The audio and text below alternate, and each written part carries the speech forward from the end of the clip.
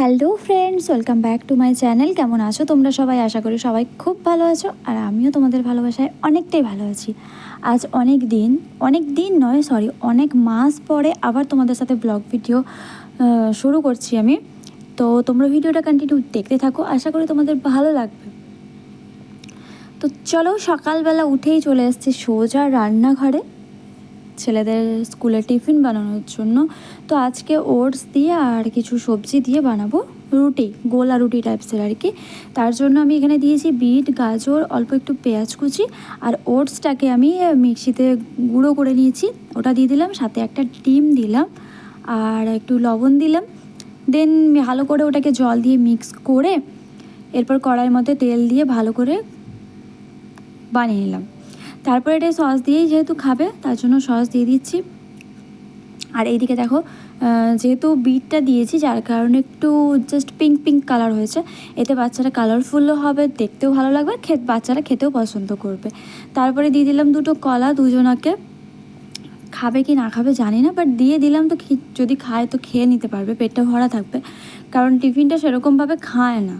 মানে বড়টা খেয়ে নেয়, বাট ছোটোটা তো না খাইয়ে দিলে খায় না। তো যাই হোক, ওই জন্য ফ্রুটও একটু দিয়ে দিলাম, যদি কিছু খায় যেটা খাবে খেয়ে নিতে পারবে। তো এদিকে আমার টিফিন রেডি বানানো।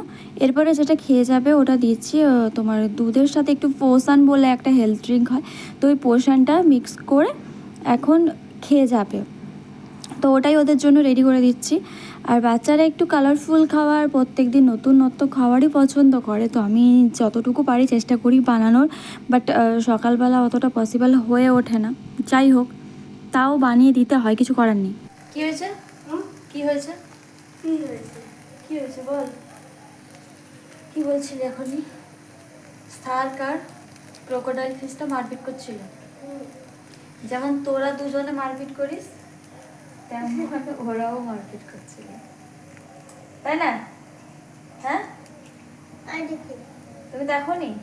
তাহলে এবার কি হবে? অনেক বড় জিনিস মিস করে গেলে তো। না, তাড়াতাড়ি খেয়ে নাও, তাড়াতাড়ি। দাদা দাদা কিন্তু ফার্স্ট হয়ে যাবে, তাড়াতাড়ি।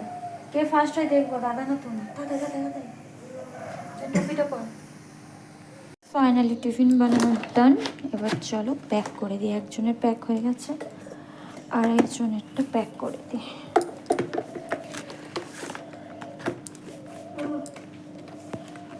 ঠিক আছে।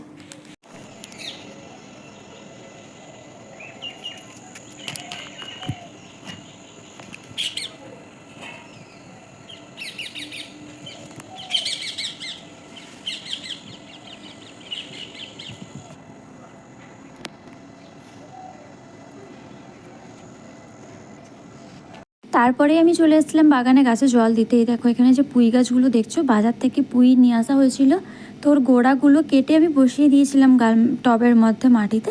তো ওগুলো হয়ে গেছে, খুব সুন্দর সুন্দর ডগ বেরিয়েছে। যাই হোক, আর এখানে লাউ গাছ, আর এই দুটো টবের মধ্যে আমি ধনেপাতা ফেলেছি, জাস্ট হালকা অঙ্কুর বেরিয়েছে। এখনও 3-4 দিন টাইম লাগবে বেরোতে, তো বেরোলে তোমাদেরকে আমি আবার দেখাবো।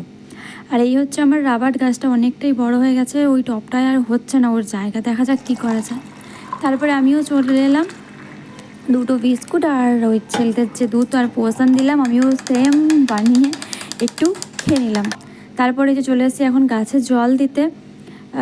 শীতের যে যে গাছগুলো হয় ওইগুলো লাগিয়েছি, তেমন বেশি কিছু নয়। তারপরে চলে এলাম দেন রান্নাঘরে। রান্নার জন্য ডাল হয়ে গেছে, সেদ্ধ হয়েছে। এখানে ওলকপির তরকারি হবে, বেগুন ভাজা হবে, আর এখানে ভাজা হবে ওলকপি, আর এই যে ভোলা মাছ দেখছো, মাছের তরকারি হবে।